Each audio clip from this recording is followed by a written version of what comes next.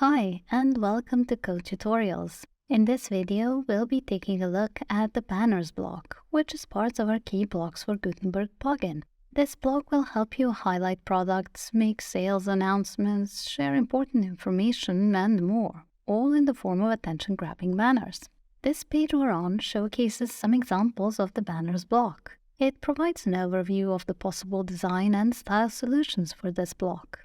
As you can see, the banners you make can have hover effects. They can be full width or boxed, or you can combine them with other blocks from the key blocks collection to create whatever design you have in mind. As for the banners block itself, it's equipped with numerous options, so you can not only choose an image, but also the type of text content you want to use: titles, subtitles, descriptions. Additionally, you'll be able to modify the size, style, font, and anything you like about the text's typography, alignment, and positioning. With all that said, the question becomes, what options specifically will you get with the banners block and how to make the most out of them? That's what we're here to see. And to help us with that, we'll need a page to work in. So let's head over to the back end. I prepared a new page and created 2 columns within it, so I'd have room for 2 banners in the same section. The next step is to add the block you want. You can do that in one of 2 ways. The first is by clicking on this blue button here.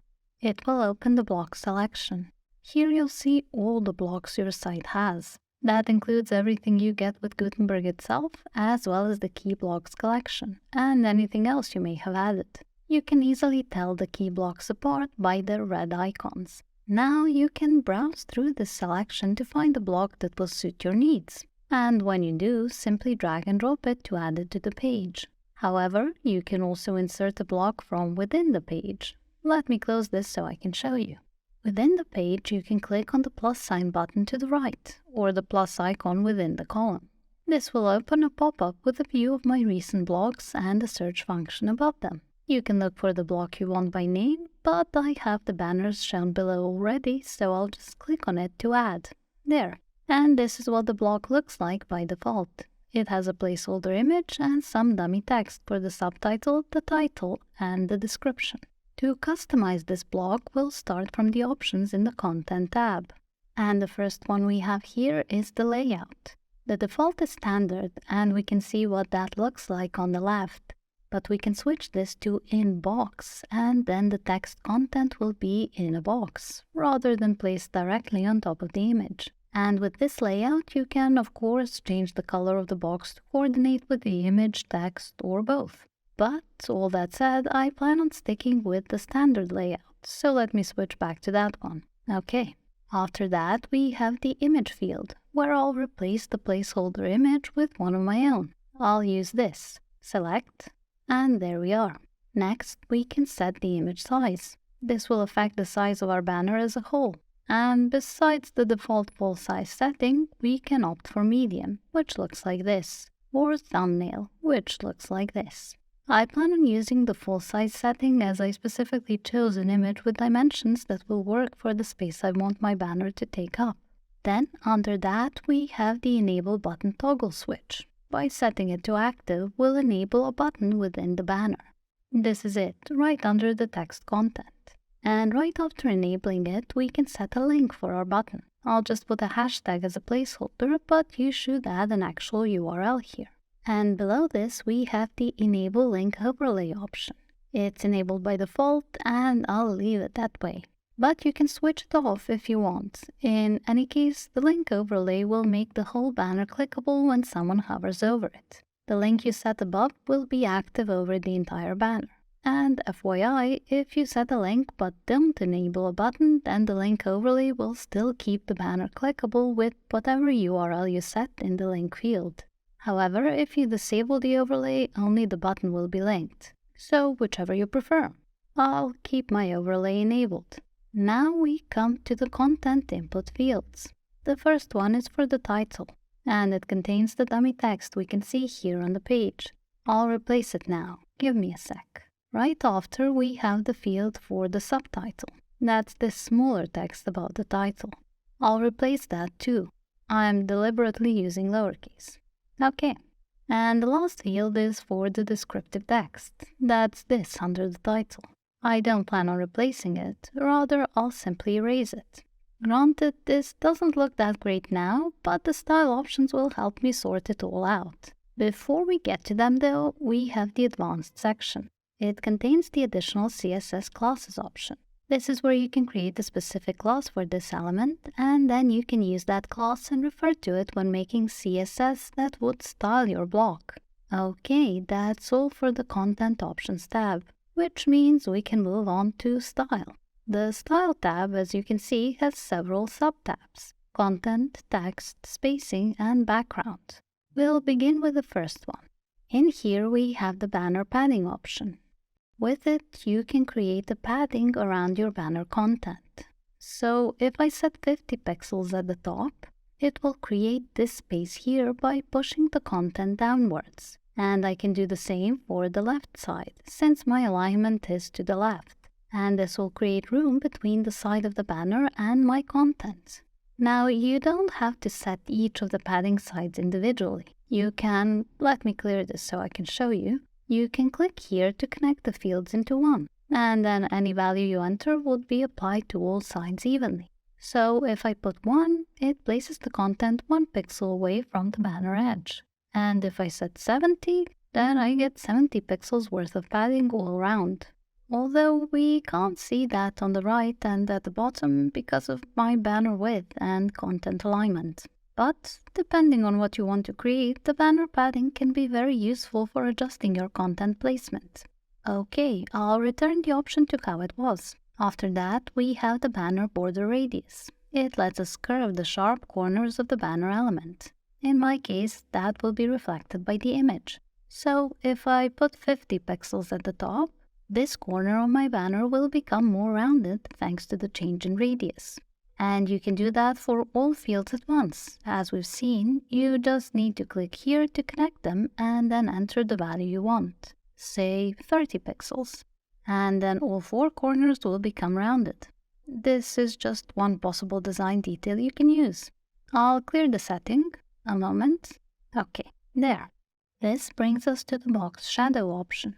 With it, we can add a shadow to our banner block. When I click to open this, we can see that there are several settings you get for the shadow.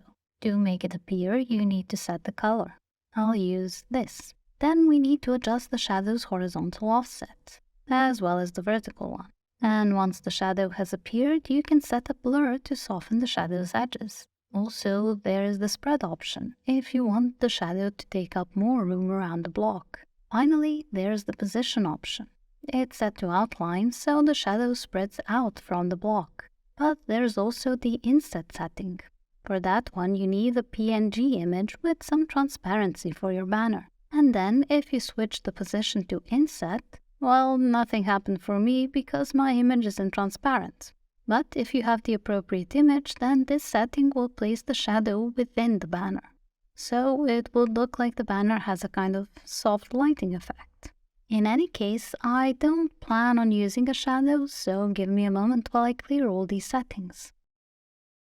Okay, there. Under this, we have virtually the same option for setting the shadow that will appear only on hover. Since we know all the options that are involved, I'll just make a few changes to them so we can see what the shadow on hover might look like. And there. When I hover, we can see the shadow appear. Without hovering, there's no sign of it. And of course, you can keep making changes here and then check on the shadow to make sure that you're getting the look you want. For the final option, position, it's the same thing I mentioned for the regular shadow. You need a somewhat transparent image if you want an inset shadow. Okay, that's it. Let me clear all these settings. Just a sec. There. After the shadow options, we have the content vertical alignment option. The default setting is top, but we can shift it to bottom, which looks like this, or middle, which looks like this. I'll stick with this one. And next to it, we have the content horizontal alignment option. Its default setting is left, but we can replace that with right or center. I'll keep mine in the center. And those were the options for the content sub-tab.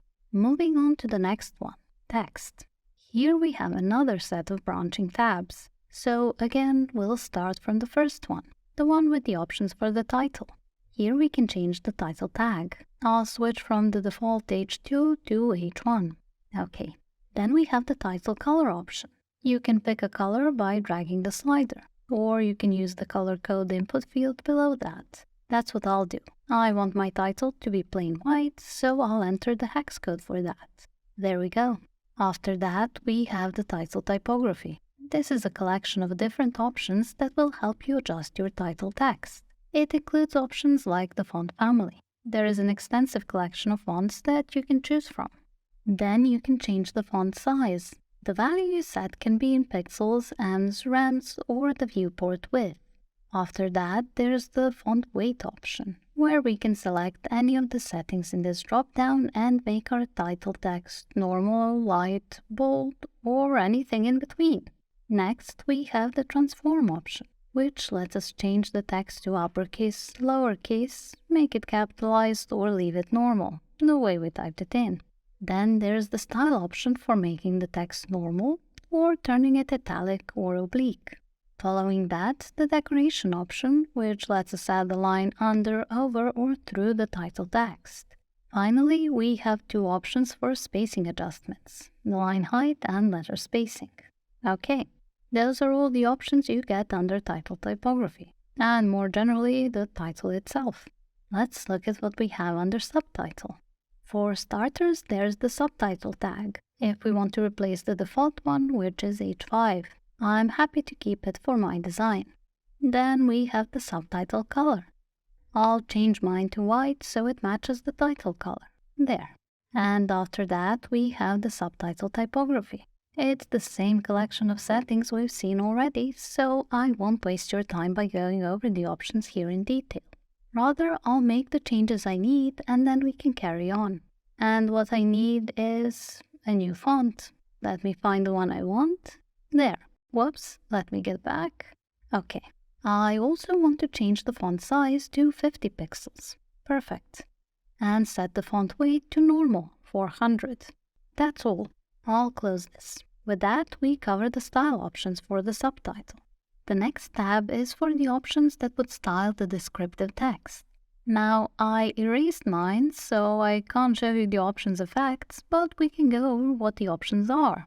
And if you look closely, you'll notice that they are actually the same as we've been seeing in the previous two tabs. There's the option to change the tag, the color, or some aspect of the typography. So it's all somewhat familiar. And that's it for the options to style the text content of your banner. And now you might be wondering where the button text options are. Well, the button is a bit like a block within a block. And if you want to access its options, you need to click on it so it's selected. And then its options will appear on the right. Now, I mentioned that the button here is a bit like a block within a block. Well, it's not so much a bit. The key blocks collection has the button as a block in its own right, and that block has been integrated here. All of that is to say that any detailed overview of the button's options will be in a video dedicated to the button block. As this is not that video, I plan to go through the button settings, adjusting what I need along the way without spending too much time on this.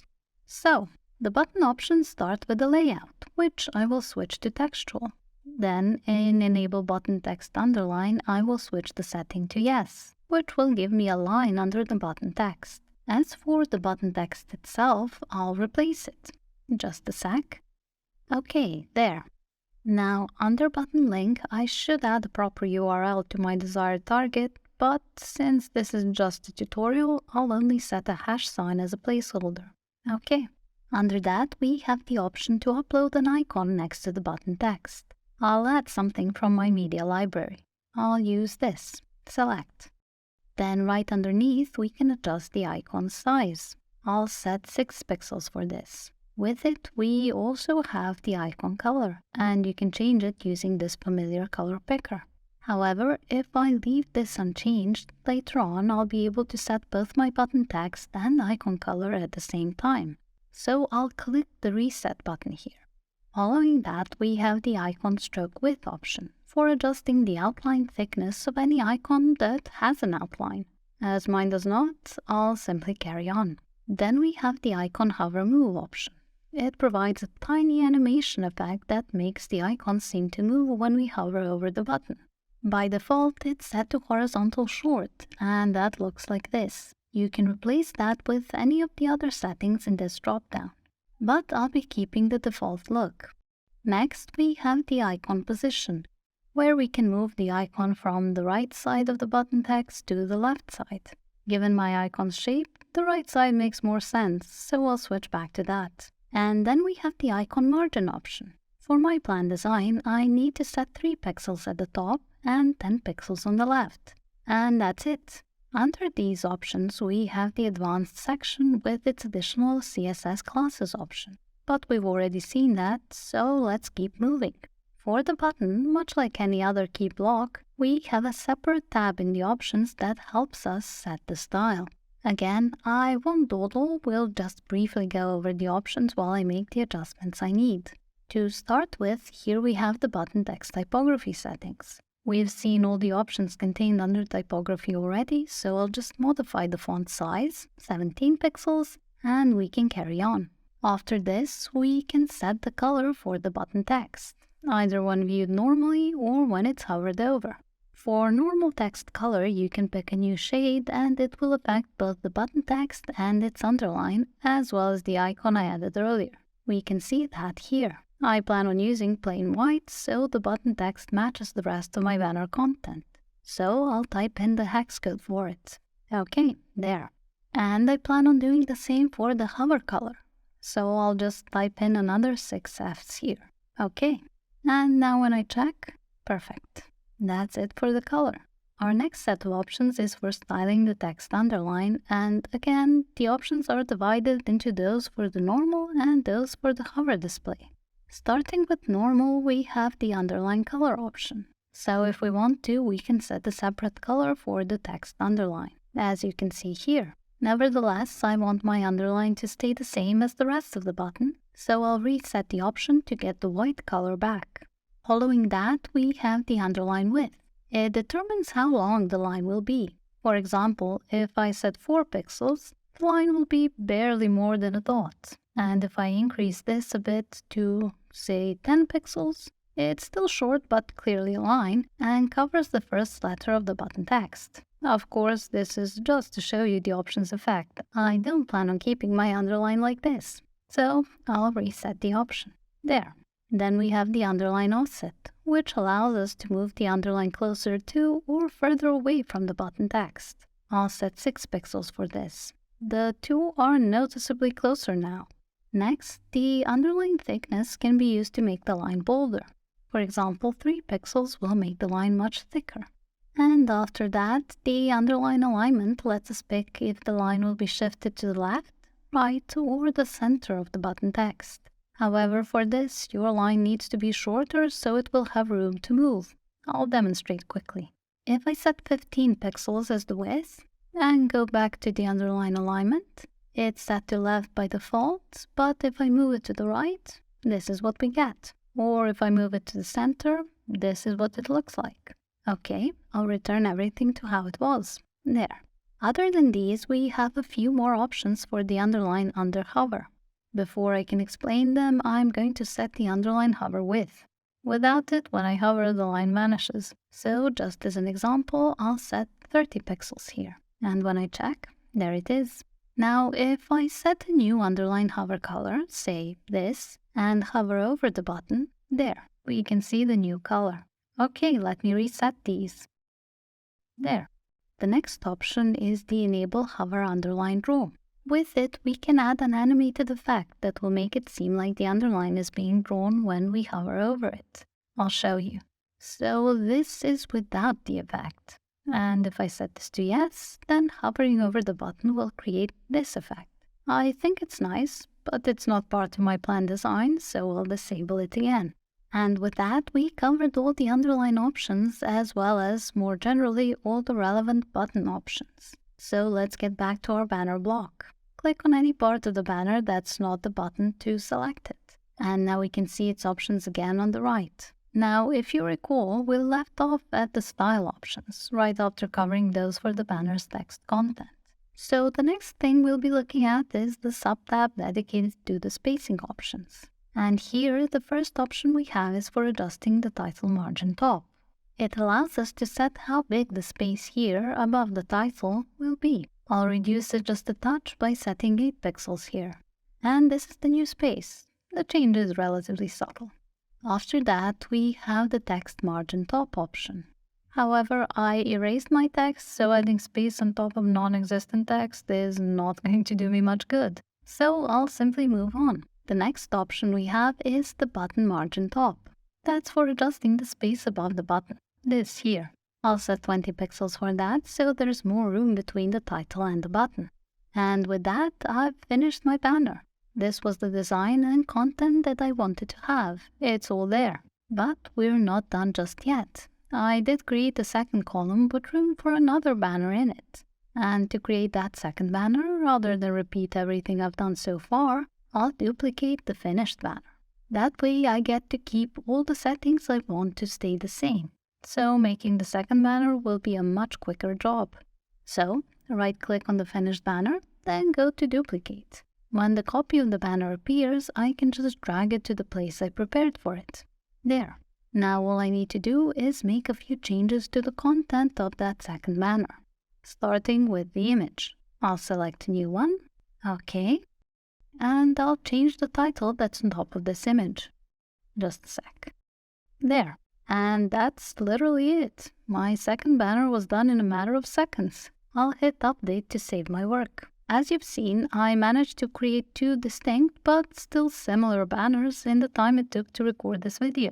But now that you've got the hang of the options, creating your own banners is going to go even faster. And if you're looking for any ideas on how you can style your banners, look no further than the page we started from. Here you have different examples of the banners blocks use. You can see how the blocks were combined, and given that you now know the options needed to set them up, you'll find it easy to recreate any of the examples given here for yourself. Of course, don't forget these are here to showcase the block and give you some ideas. This is by no means a definitive collection of ways you can use and style this block. Given the wealth of options included with the banners block, you'll find it easy to create whatever design you imagine. Ultimately, we hope you found this tutorial on the banners block helpful. If you have any questions after watching this video, or comments or suggestions you'd like to make, please drop us a line in the comment section below. Also, make sure to subscribe to our channel and be the first to learn about any new tutorials and theme guides. Thank you for watching.